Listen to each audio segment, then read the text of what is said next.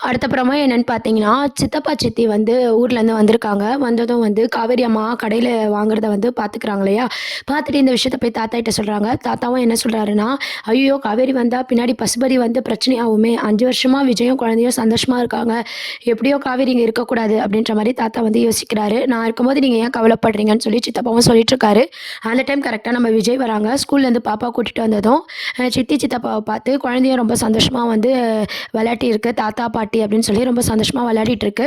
அப்ப பார்த்தீங்கன்னா, அவரு கேட்குறாரு, "2 நாளா நாங்க இங்க தான் இருக்க போறோம். நீ ஸ்கூல் லீவ் போட்டுரு." அப்படின்ற மாரி அவங்க சித்தப்பா அவங்க தாத்தா, அதாவது சித்தப்பா விஜய்க்கு சித்தப்பா, குட்டி காவேரிக்கு தாத்தா அவங்க வந்து கேட்குறாங்க. "இல்ல ஸ்கூல்ல எனக்கு போக ரொம்ப பிடிச்சிருக்கு. எனக்கு டீச்சர ரொம்ப பிடிக்கும். அதனால நான் லீவ்லாம் போட மாட்டேன்." அப்படின்ற மாரி பாப்பா சொல்லிட்டு இருக்காங்க. "அப்படி என்ன அந்த டீச்சருக்கு ஸ்பெஷலு? அந்த டீச்சர் பேர் என்ன?" அப்படின்னு சொல்லி கேட்கும்போது, டீச்சர் பேரு டீச்சர் தான் அப்படின்ற மாரி, டீச்சர் பேரு மிஸ் அப்படின்ற மாரிலாம் பேசிட்டு இருக்காங்களே தவிர, டீச்சர் பேரு காவேரி அப்படின்றதெல்லாம் வந்து குட்டி பாப்பா சொல்லல. உடனே இத கேட்டு எல்லாரும் சிரிச்சுட்டு ரொம்ப சந்தோஷமா இருக்காங்க. இன்னொரு சைடு பார்த்தீங்கன்னா, காவேரி அம்மாவ பார்த்துட்டு, எதுக்கு இவங்க வந்திருக்காங்கன்னு கண்டுபிடிக்கணும் அப்படின்னு சொல்லிட்டு, வீட்டு அட்ரஸ கண்டுபிடிக்கணும் அப்படின்னு சொல்லி, அங்க இருக்கிற ஏரியால வந்து விசாரிக்கிறாரு அவரு. ஆல்ரெடி ஃபாலோ பண்ணிட்டு போனாரு. நடுவுல ஒரு பைக் வந்ததுனால, வீடு கண்டுபிடிக்க முடியலன்னு சொல்லிட்டு, அந்த வீட்ட வந்து ஃபாலோ பண்ணி போக முடியல. ஸோ, அங்க இருக்கிற அந்த ஃபோட்டோஸ காமிச்சு கேட்டுட்டு இருக்காங்க. பக்கத்துல தானே இருக்காங்கன்னு சொன்னாங்க. எப்படின்னா கண்டுபிடிச்சிடலான்னு சொல்லிட்டு, கண்டுபிடிச்சு காவேரி அம்மா கிட்ட போய் கேட்குறாரு. "நீங்க ஏன் இங்க வந்தீங்க?" அப்படின்னு சொல்லிட்டு, "என் பொண்ணுக்கு வேலை கிடைச்சிருக்கு. அதெல்லாம் இருக்கட்டும். என் பேத்தி எப்படி இருக்கா?" அப்படின்ற மாரி கேட்குறாங்க. காவேரிக்கு பழசெல்லாம் மறந்துருச்சு. விஜயும் இப்போ உயிரோட இல்ல. குழந்தை எப்படி இருக்கும்? நல்லா தான் இருக்கும். இப்ப காவேரிய பார்த்தா தேவையில்லாத பிரச்சனை வரும். நீங்க இங்க வந்து காலி பண்ணிடுங்க அப்படின்ற மாரி அவங்க சித்தப்பா வந்து சொல்லிட்டு இருக்காரு. இத கேட்ட காவேரி அம்மா, "இப்பதான் என் பொண்ணு சந்தோஷமா இருக்கா. வேலை கிடைச்சு நாங்க நிம்மதியா இருக்கிறோம். தயவுசெய்து எங்கள வாழ விடுங்க. எங்க பேத்திய நான் ஒரு வாட்டியாவது பார்க்கணும். இப்ப அவ எங்க இருக்கா?" அப்படின்னு சொல்லி கேட்குறாங்க. "இல்ல, இல்ல. அவ இப்ப இந்த ஊர்லயே கிடையாது. அவங்க தாத்தா கூட எங்கேயோ வெளியூர்ல இருக்கா." அப்படின்ற மாரி அவங்க சித்தப்பா வந்து பொய் சொல்லிறாரு.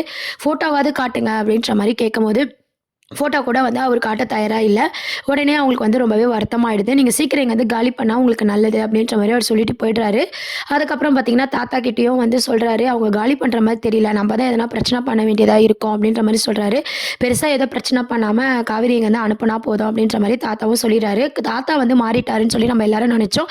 இருந்தாலும் பசுபதியால விஜய்க்கு எதனா ப்ராப்ளம் வந்துரும். இந்த உண்மை விஜய்க்கு தெரிஞ்சா, விஜயும் காவேரியும் சேர்ந்துட்டா, விஜய்க்கு தன் மேல கோவம் வந்துரும் அப்படின்னு சொல்லிட்டு, தாத்தாவும் இந்த விஷயத்த வந்து அவங்க சித்தப்பா கூட சேர்ந்து மறைக்கிறாரு.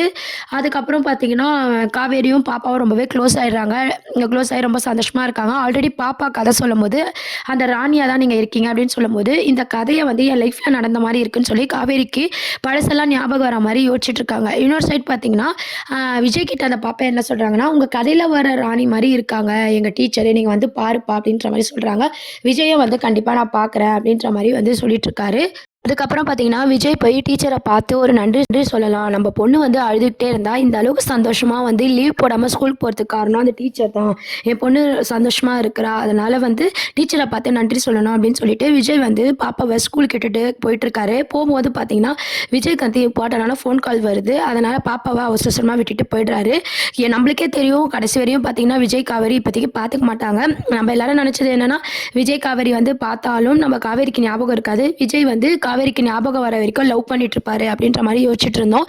இப்ப கதை வந்து அப்படி போக போதா? இல்லன்னா காவேரிய ஊர விட்டு அனுப்ப போறாங்களா? விஜய ஊர விட்டு சித்தப்பா வந்து கூட்டு போறாரா? அப்படின்றதெல்லாம் வெயிட் பண்ணி பார்க்க வேண்டியது இருக்கு. ஆனா இப்போதைக்கு வந்து விஜய், காவேரி வந்து சேரப்போறது கிடையாது.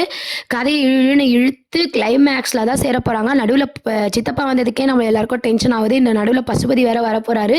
பசுபதியும் வந்து அவரு ஒரு என்ட்ரி குடுத்து நம்ம விஜய், காவேரி இன்னும் பிரிச்சு கடைசில தான் கொண்டு போய் சேர்க்க போறாங்க.